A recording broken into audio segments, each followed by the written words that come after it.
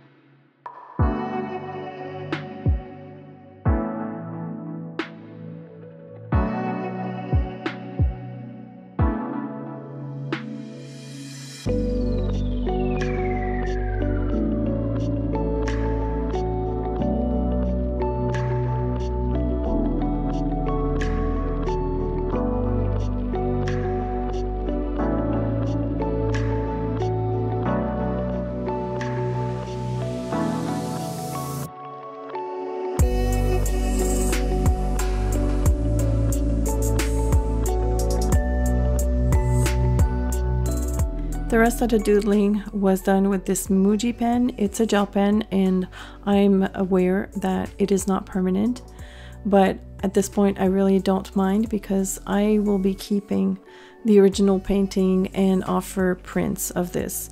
So the fact that it's not light fast or not permanent doesn't really matter. The only thing that you have to keep in mind, because it is non-permanent ink, is that you can't really paint over those lines. They will get muddied. I'm going to be adding something on top of that, but it's not like I'm going to be brushing the paint on. You'll see. Of course, it involves gold. Can't lie about that one.